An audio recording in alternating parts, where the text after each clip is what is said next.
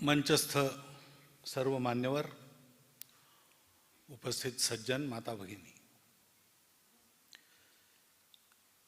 जिथून मार्गदर्शन घेतलं पाहिजे असा इतिहास आपल्यासमोर प्रकाशित झाला. त्यासंबंधी सांगितलंही गेलेलं आहे. त्याच्यामुळे वेगळ्या मार्गदर्शनाची आवश्यकता नाही आहे. पण मला बोलायला सांगितलं आणि सगळ्यात जास्त वेळ दिलेला, त्याच्यामुळे मी तेच विस्तारपूर्वक सांगतो.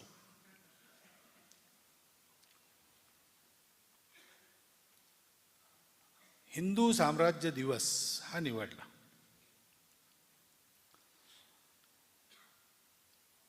हिंदू साम्राज्य दिवस शिवराज्याभिषेकाचा दिवस.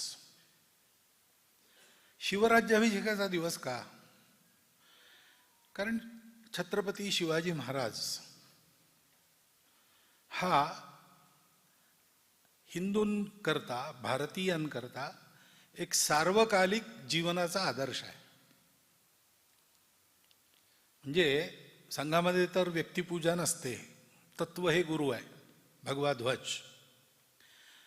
परंतु संघ निर्मात्यालाही ही जाणीव होती की सामान्य माणसांना निर्गुण भक्ती जमत नाही, सगुण भक्ती पाहिजे. म्हणून डॉक्टरांनी, गुरुजींनी आणि बाळासाहेबांनी तिघांच्याही वेळोवेळच्या सांगण्यात एक गोष्ट आलेली आहे. ती डॉक्टरांनी पहिल्यांदा सांगितली की व्यक्ती आदर्श म्हणून जर ठेवायचीच असेल तर आजही आपल्याला आजच्या काळामध्ये सुसंगत असा आदर्श पुराण काळातल्या हनुमानाच्या जीवनात आणि इतिहास काळातल्या शिवाजींच्या जीवनात सापडतो.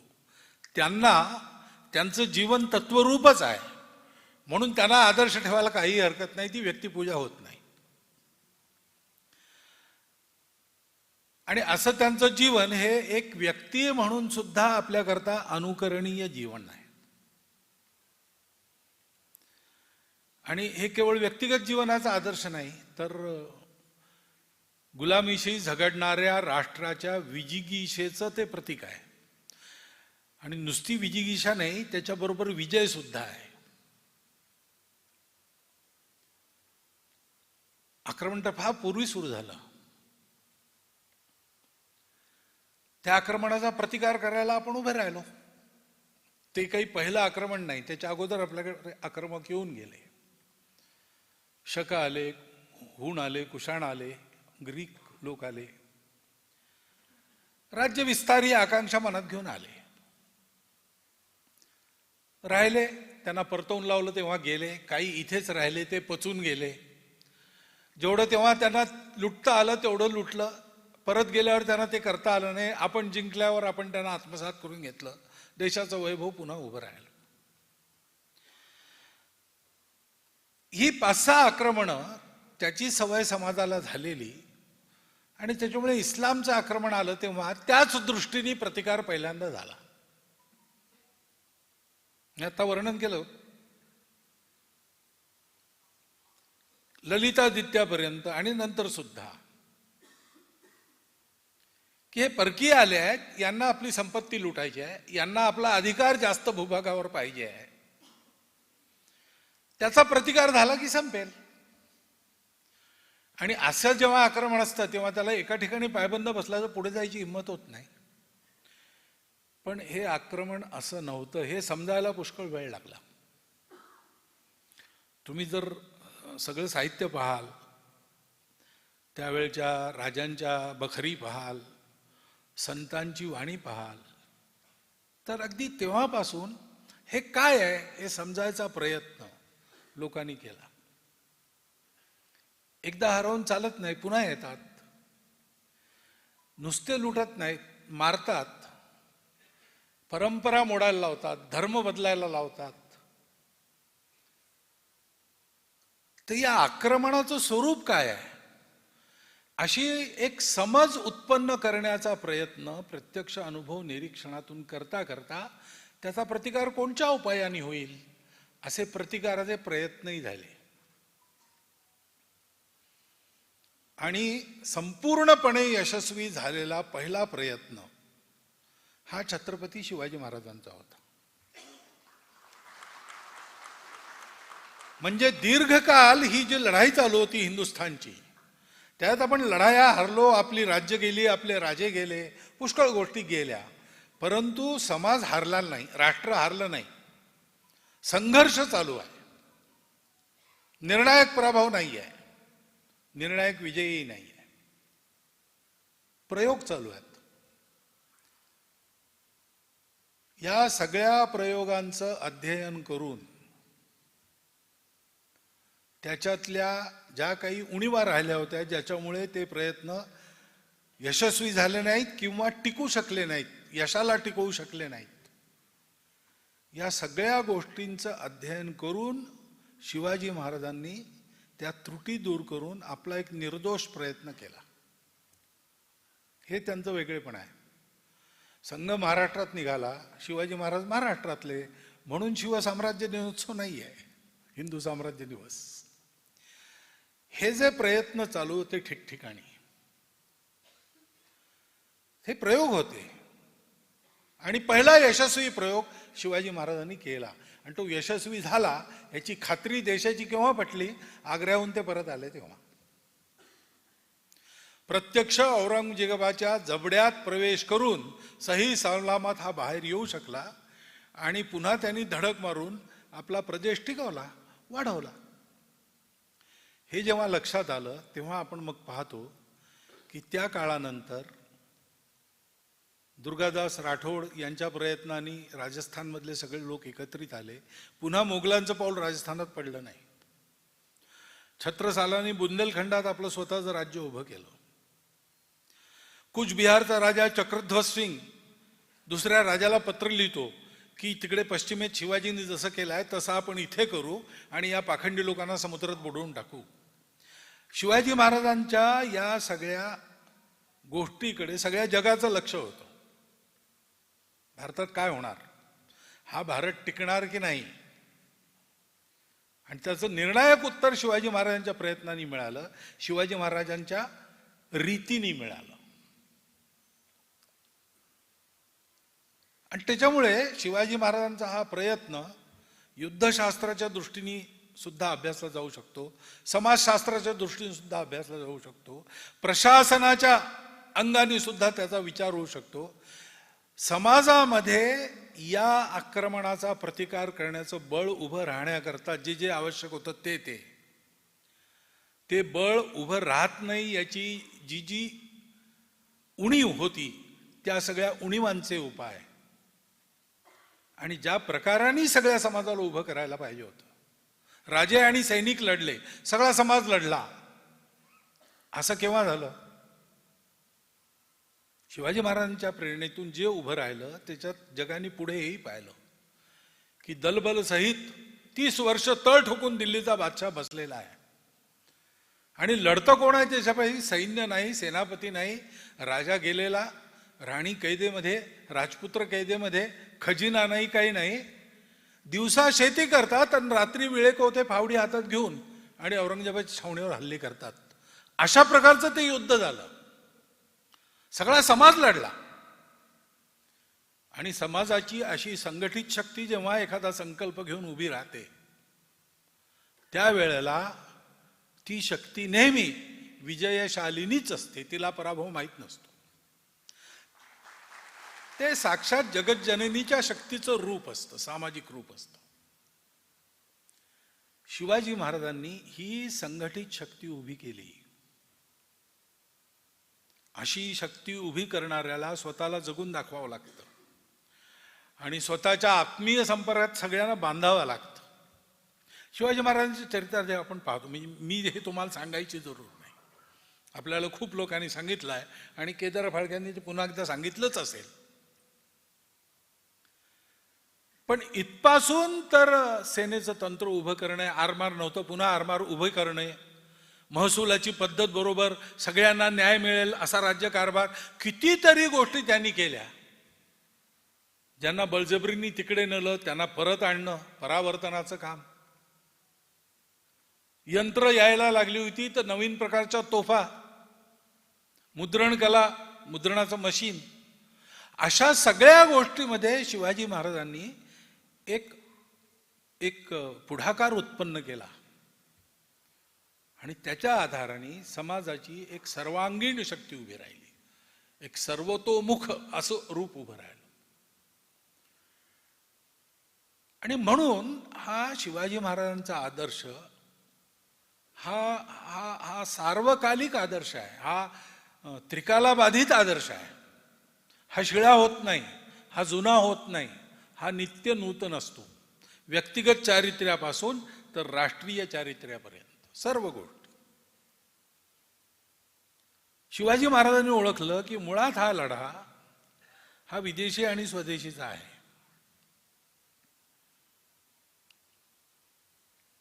आणि म्हणून त्यांनी ज्यांच्या बुद्धीला या धार्मिक कडवेपणाचं ग्रहण लावलं होतं, हा धर्म कसा आहे कुणाचं ठाऊक.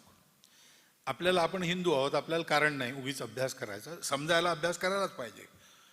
जे म्हटलं आपल्याला ते अगदी बरोबर आहे, परंतु अध्यात्मदृष्टीने ते पाहिजे जरूर नाही. अरबस्तानच्या बाहेर जो इस्लाम आलेला आहे तो राजकीय जास्त दिसतो, आध्यात्मिक मुळीच दिसत नाही. रोमच्या बाहेर जी ख्रिश्चॅनिटी आली आहे ती राजकीय जास्त दिसते. आपण सुरुवातीला धर्म म्हणूनच विचार केला की कसा आहे काय आहे, आणि असा विचार केला तर मग आहेच ना. मग रामकृष्ण परमहंसांनी साधना करूनही पाहिलेला आहे की सगळे रस्ते तिकडेच जातात, हाही रस्ता तसाच आहे. परंतु हे जी वावटळ आक्रमणाची येत होती तिला धार्मिक म्हणण्याचं काही कारणही नव्हतं. इस्लामच किती पाळला त्यांनी हाही एक प्रश्न आहे, पण आपल्या अर्थाने सुद्धा धर्म समाजाला जोडतो, धर्म समाजाला सुव्यवस्थित करतो, उन्नत करतो. हे तर सरळ सरळ रानटी लोकांचं आक्रमण होतं, रक्ताच्या नद्या वाहणारं आक्रमण होतं, हे राक्षसांचं आक्रमण होतं.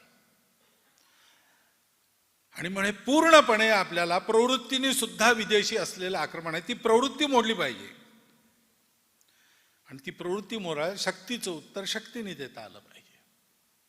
ती शक्ती उभी राहिली. शिवाजी महाराजांच्या जीवनामध्ये हा सगळा उद्योग हा आपलं राज्य स्थापन करण्याचा उद्देश नव्हता, आपलं म्हणजे स्वतःचं. संपूर्ण देश स्वतंत्र करायचा, मानस सरोवरापासून तर कावेरीच्या दक्षिण थडीपर्यंत हा आपला मुलूक. ह्याच्यातली मोडली तीर्थक्षेत्र पुन्हा वसवायची, भ्रष्ट झालेली तीर्थस्थानं पुन्हा पवित्र करायची आणि तुर्कांना सीमेपार घालवून द्यायचं. हा उद्देश ठेवून त्यांनी आपला उद्योग केला. त्यांच्या हयातीत हिंदूंचं स्वतंत्र सिंहासन अधिष्ठान या सगळ्या उद्योगाकरता उभं झालं. पण राज्य फार पुढे गेलं नाही. राज्य महाराष्ट्रापुरतं, सगळ्या महाराष्ट्रापुरतं नाही, महाराष्ट्राच्या काही भागापुरतंच मर्यादित होतं. परंतु त्या राज्याचा साक्षेप केवढा होता, त्याचं कन्सर्न केवढा होता. काशीचं मंदिर औरंगजेबाने तोडलं, शिवाजी महाराजांनी औरंगजेबाला पत्र लिहिलं की राज्यकर्त्यांनी लोकांचा धर्म पाहायचा नसतो, सगळी माणसं ईश्वराची लेकरं आहेत, हिंदू मुसलमान असा भेद करून राज्य करायचं नसतं, हे तुला समजायला पाहिजे. त्यामुळे हे सगळे उद्योग तू बंद कर, नाहीतर दक्षिण मी मुक्त केली आहे, आता मला तलवार घेऊन उत्तरेत उतरावं लागेल. आणि उतरण्याचा स्पष्ट त्यांचा उद्देश होताच. म्हणजे औरंगजेबाने हे केलं नसतं तरी ते केलेच असते. कारण एक आपल्याला जुन्या इतिहासातून अशी सवय झाली होती, हो कऊ भूप हमे का हानी. कोण राजाला आपल्याला बिघडतं काय, कारण राज्याधारित समाज नव्हता. राजा बदलला तरी समाजावर फारसा परिणाम होत नसे. आणि आपल्या इथले राजे आपसात लढत तरी धर्मयुद्ध करत लढत ना. महाभारत युद्ध झालं त्याच्या अगोदर काय केलं, कौरव पांडव एकत्र आले आणि त्यांनी रेखांकन केलं, मैदान आखलं लढाईचं. काही दसऱ्याचा उत्सव आहे जसं काही, अशी ती युद्ध व्हायची, त्याचा प्रजेला उपद्रव होत नसे. परंतु ग्रीकांच्या आक्रमणानंतर दुसरं मोठं हे जे आक्रमण झालं त्याचं हे सर्वभक्षी स्वरूप हे शिवाजी महाराजांनी ओळखलं. आणि म्हणून त्यांची मनीषाच होती तीर्थस्थानं. कारण तीर्थस्थानं समाज बनवतो तो आपल्या सीमेच्या आत बनवतो. जिथे जिथे तीर्थस्थान आहे ते ते आपलं आहे. आणि एका अर्थाने त्या समाजाची नाळ त्या भूमीशी जोडणारा हे एक माध्यम असतं. म्हणून आपल्या इथे मंदिरं तुटली,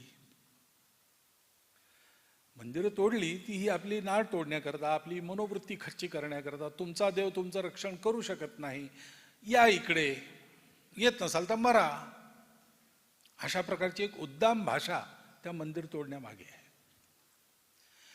या सगळ्याची पुरेपूर ओळख शिवाजी महाराजांनी करून घेतली. त्यांचं केव्हा केलं असेल अध्ययन वगैरे माहित नाही, हा संशोधनाचा विषय होऊ शकतो. पण अगदी नाडी या सगळ्या लोकांची त्यांना गवसली होती आणि बरोबर तसे उपाय त्यांनी केले.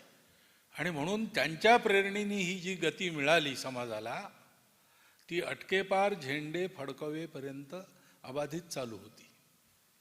जोपर्यंत छत्रपती शिवाजी महाराजांच्या या सगळ्या गोष्टींचं स्मरण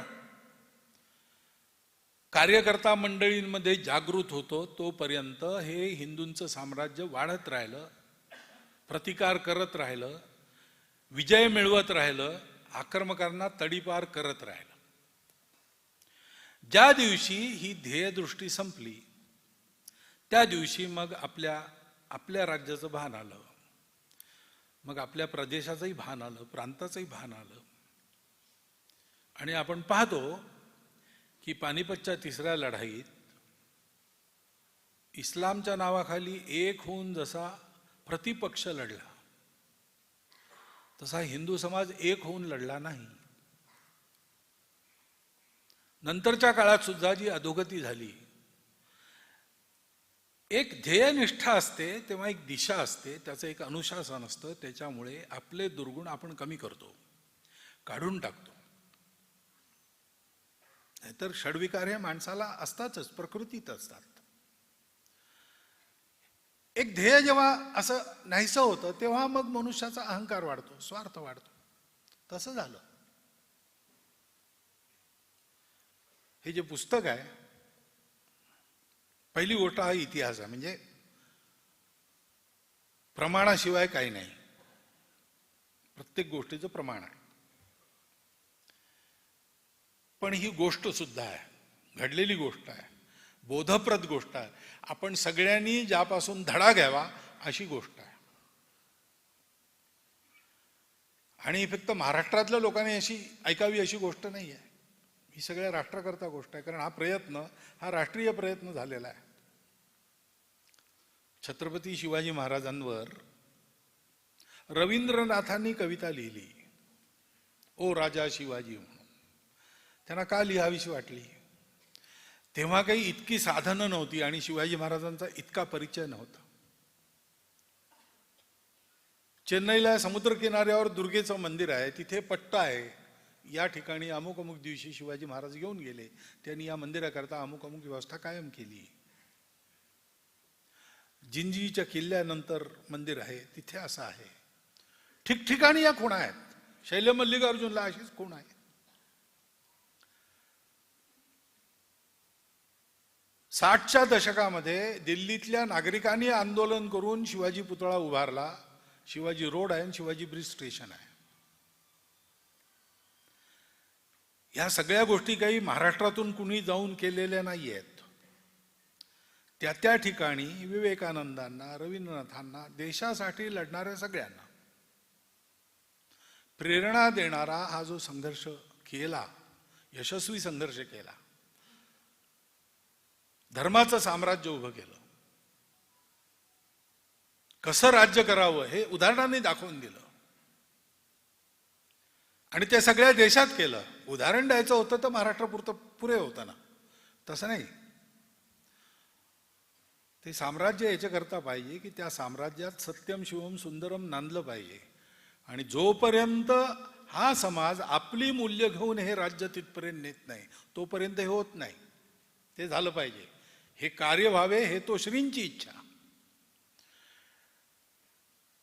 ईश्वरीय कार्याचे आपण साधक आहोत, अशी भावना असते. तेव्हा मग छत्रपती शिवाजी महाराज सिंहासनाधीश्वर झाल्यावर सुद्धा श्रीशैलमला जेव्हा जातात तेव्हा एक क्षण असा येतो की ते स्वतः समर्पण करायला बिलकुल तयार होतात. जागृत लोक आसपास असतात म्हणून वाचतो तो प्रसंग. श्रीमंत योगी अशा प्रकारचा राज्यकर्ता, म्हणजे राज्यकर्त्याला राज्यकर्ता म्हणून सुद्धा आदर्श आणि राज्य कसा असावं याचाही आदर्श, लढाई कशी करावी याचाही आदर्श आणि सेनापती कसा असावा याचाही आदर्श, मैत्री कशी असावी याचाही आदर्श आणि मित्र म्हणूनही आदर्श. सर्व प्रकारांनी कोणत्याही अंगाने पहा, कुठूनही पहा, हा जो इतिहास आहे शिवाजी महाराजांपासून सुरू होणारा, तो त्यांच्या त्या प्रेरणेबर हुकूम जुतपर्यंत चालला तिथपर्यंत पिढ्या निघून गेल्या. शिवाजी महाराज गेले, मग संभाजी महाराज आले, त्यांचं बलिदान झालं. राजाराम महाराज, ताराराणी यांनी लढा दिला, पुढची पिढी आली. अनेक उतार चढावातून जाऊन सुद्धा हा प्रतिपतचंद्र रेखे व वर्धुष्णू विश्ववंदिता अशा प्रकारची ही चळवळ झाली. आणि तिने हे सिद्ध करून टाकलं की जो निघाला तिथून झंझावात आणि कुठेही न अडकता भारताच्या दरवाजावर येऊन थडकला, तो इथे येऊन इथल्या नद्यांच्या पाण्यामध्ये बुडला. कारण त्याला योग्य उत्तर इथे मिळालं. हे आज सुद्धा आजच्याही स्थितीमध्ये आपण खूप साल, कारण लढाई तीच आहे. दानवतेची मानवतेशी लढाई आहे, असुरांशी देवांची लढाई आहे आणि केंद्र भारतच होणार आहे हे नक्की आहे, कारण दुसरं कोणी काही करू शकत नाही.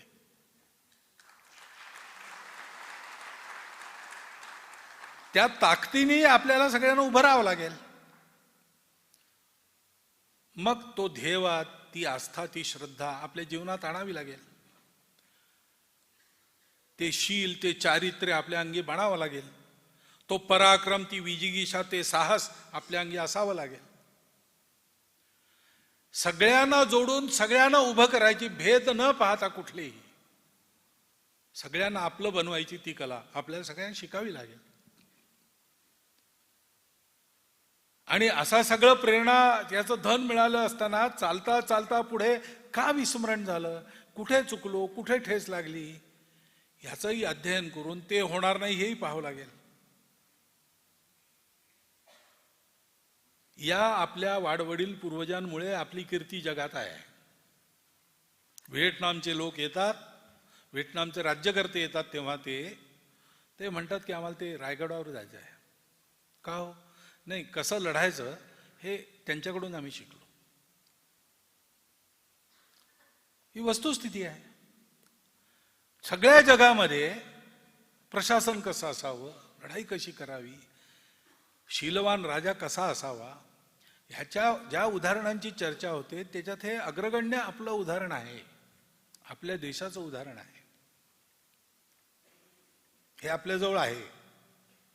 याचं अध्ययन नीट व्हावं आणि जिथे कुठे खाचकळगे चुका आपल्या झाल्या असतील ते सगळे टाळून पुन्हा तो विजिगीषू उद्योग उभा करून हे जे आपलं साम्राज्य आहे, हे नुसतं राज्यकर्त्यांचं साम्राज्य नाही, हे धर्म साम्राज्य आहे. हे सगळ्यांना जोडणारं, सगळ्यांना उन्नत करणारं, सगळ्यांना मानवता शिकवणारं असं हे साम्राज्य आहे. ते उभं करण्याची जबाबदारी भारतावर येऊ घातली आहे. वाट भारत केव्हा तयार होतो याची आहे. आणि आपल्याला तयार व्हायचं असेल तर तंतोतंत आजच्या काळाला सुद्धा लागू पडेल असं अनुकरणीय उदाहरण कोणचं आहे? ते उदाहरण शिवाजी महाराज आणि त्यांच्याकडून उत्पन्न झालेली जी इतिहासाची धारा 1857 पर्यंत चालू राहील ती धारा आहे. ती धारा का आटली, ती धारा का थांबली, ते सगळं नीट करून आपल्याला पुन्हा तो अडलेला प्रवाह पुढे घेऊन जायचा आहे. आणि त्या दृष्टीने अध्ययन म्हणून हे पुस्तक अत्यंत झाले इतिहास आहे, गोष्ट आहे आणि बोधही आहे. आणि तो अशा भाषेत आहे की आपण सगळे वाचू शकतो. विशेष करून तरुण पिढीला सहज भावेल, समजेल अशा भाषेत पुस्तक झालेलं आहे.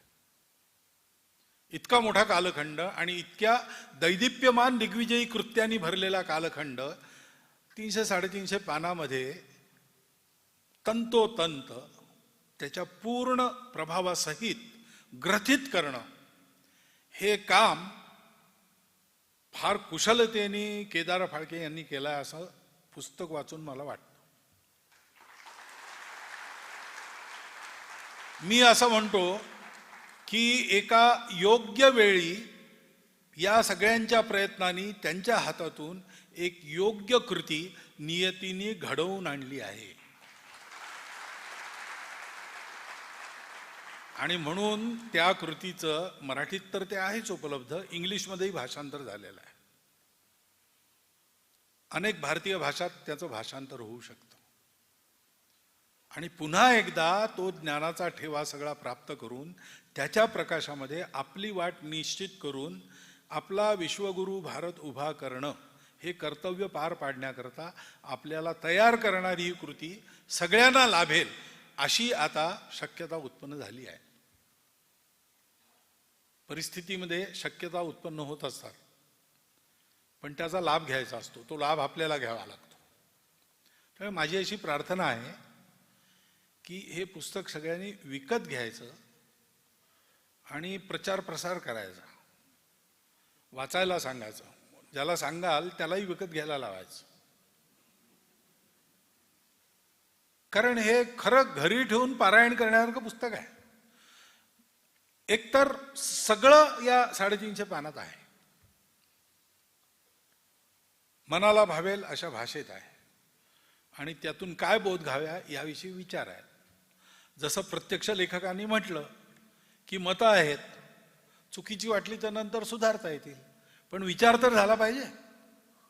असा विचारणीय ग्रंथ हा आपल्याला मिळालेला आहे. आपल्याकरता तो एक मोठा लाभ आहे हे समजून सगळ्यांनी त्याचं अध्ययन करावं. कारण आपल्या माहितीकरता हे नाही, हे भविष्यात, दूरच्या नाही, आत्ता येणाऱ्या भविष्यात आपल्या उपयोगाकरता असलेलं पुस्तक आहे.